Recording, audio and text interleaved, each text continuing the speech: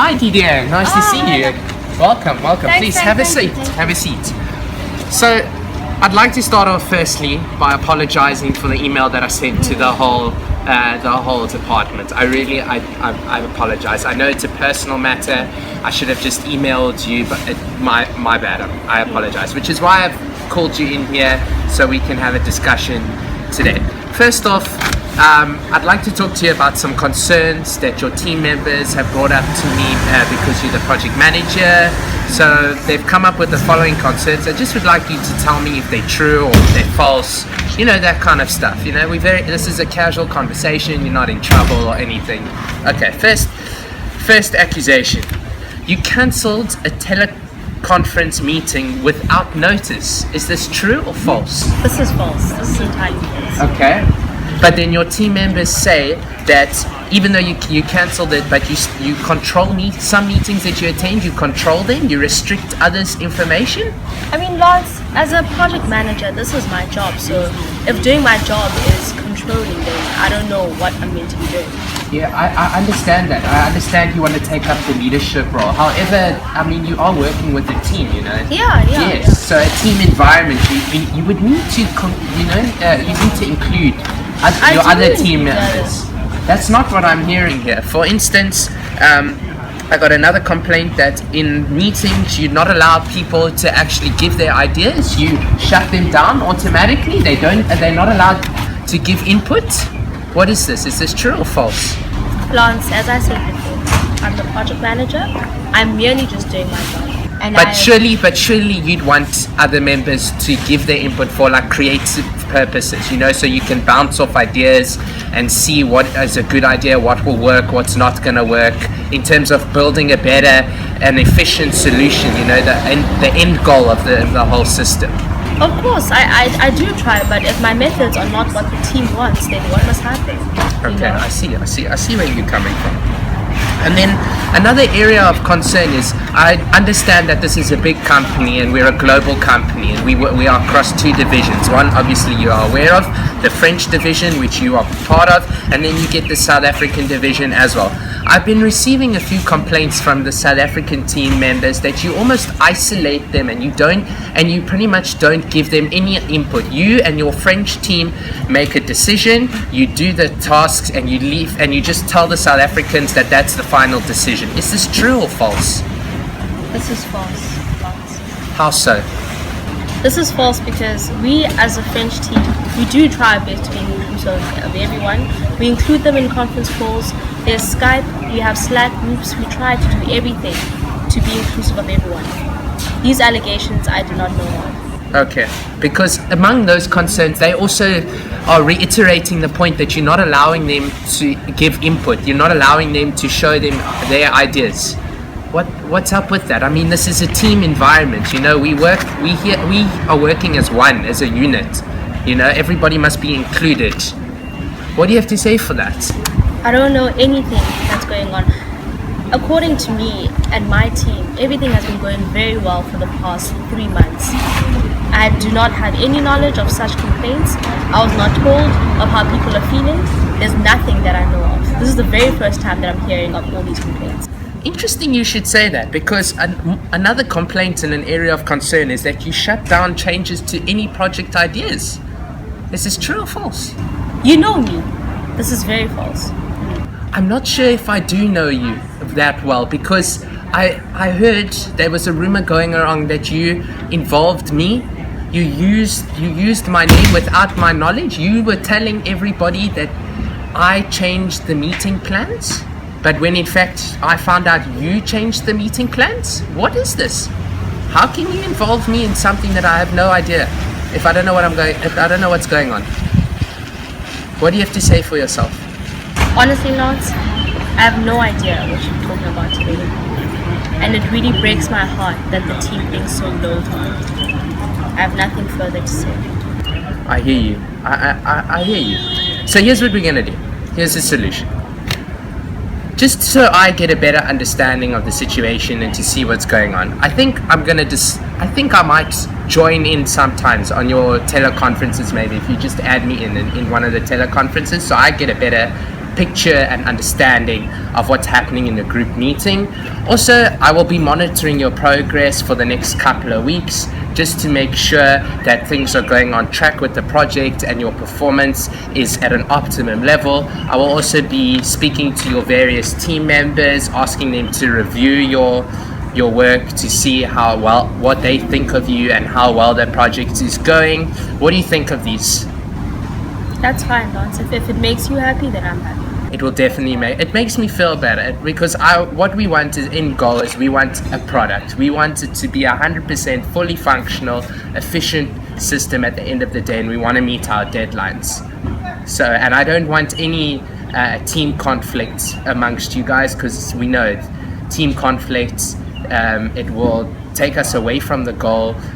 People will underperform, they will lose their objective, and it just doesn't work. It doesn't work in a good environment. Okay. Thank you very much, Lance, for coming forward. Thank you very much for seeing me. I really appreciate it. It was good to see you. Thank you. Thank you.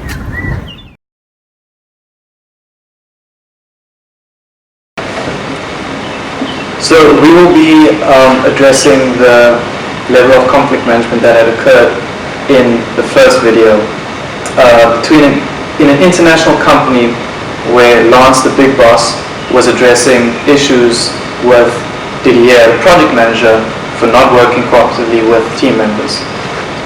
Didier's team members approached Lance with the issues that they had with him as their project manager. Lance then had to find a way to address these issues. In trying to find a way to address the issues, Lance had a meeting with Didier.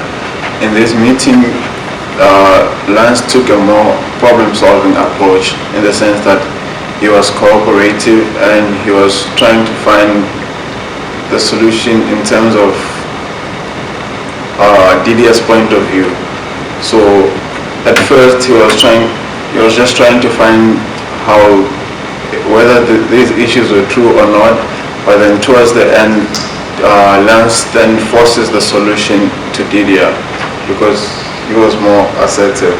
Yeah, I also feel that Didier was put under a microscope in the solutions given by Lance, as his performance was evaluated and reviewed by team members. But this isn't the only issue I had with Lance's approach. In the next occurrence of the scene, Lance had just publicly shared an email that highlighted the issues with Didier's leadership position to members of the company who had no association with the problem. I don't think this was professional, and instead Lance should have approached Didier immediately upon hearing these issues. He did, however, apologize for sending this email in the beginning of the meeting. He realized that he was wrong and that the situation could have been handled differently, which is good because it helps to relieve the tension and animosity that Didier might have felt going into this meeting. This helps avoid stress and out of control emotion that could impair judgment. And though Lance apologized for this matter, he didn't really seem to care much about it, but then he quickly went on to the next issue, which was the teleconference. The good part about moving on straight ahead to the teleconference issue is that Lance stayed to the point of the meeting. He was focused, positive, and consistent with his body language, which showed that he gave his full attention to the meeting. He encouraged communication by asking Didier to explain more and tell him if the allegations are true or not. He also used validating language like he understands what he is saying, and this helps to keep the environment calm.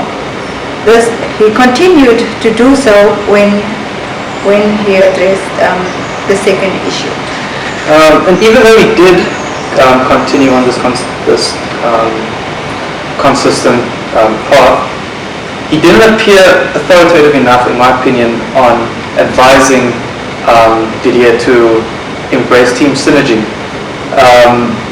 And it sounded more as a suggestion than a way to improve upon the problem.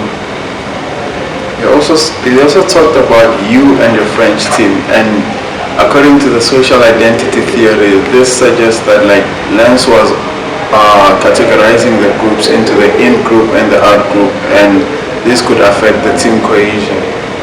Yeah, Lance also failed to address Didier's easily recalled association bias, whereby Didier expressed the reason for almost excluding the SA team by the way that it's been working for the past 3 months as a fact that because it's been working in the past, it should work continuously, and this has contributed to Didier developing a hindsight bias of thinking that he was right to do so. Didier did, however, put in measures that would include the South African team. For example, Skype calls. So you can't exactly say that Didier was completely excluding the South African team. That's true, but in terms of Lance's approach, I think he started to fall behind at this point onwards in terms of staying objective, as he started to almost accuse Didier of actually conducting these issues being addressed. And this is actually evident from his tone, because when Didier said that you know me, he quickly said that I'm not sure about that, which really suggests that he doesn't really trust Didier or he's judgmental. Yeah, he didn't really hold back his judgment. He didn't really suspend the judgment, which is very crucial in listening effectively.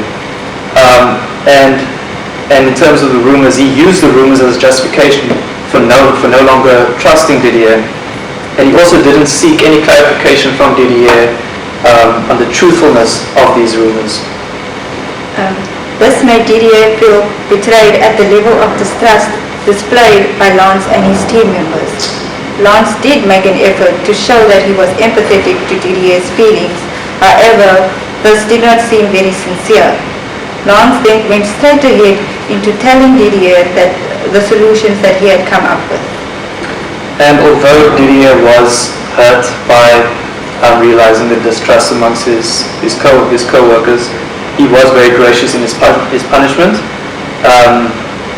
But I don't agree with the extent of the punishment. I think that because this was the first time Didier heard about these issues, a warning would have sufficed. I also agree with that, because I don't think he should have included the monitoring and the evaluation part of the solution, because if it's the South African team that have a problem with Didier, then surely if they are the ones who will evaluate him, surely that could be biased in some way. Lance's first suggestion, however, of sitting into the teleconferences was a fair idea. This would help him get a better, unbiased understanding of what is happening in the group meetings. He can then see if the complaints by Didier's team members were justified, and also see where the real problem lies, and if this problem might lie within the South African team. I think in conclusion,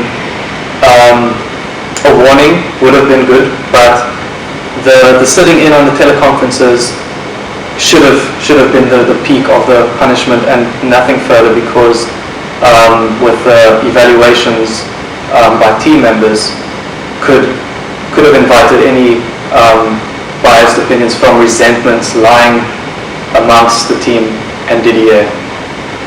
So yes, I think Lance did originally take a good approach in terms of addressing the problem, but I think he took it a bit too far.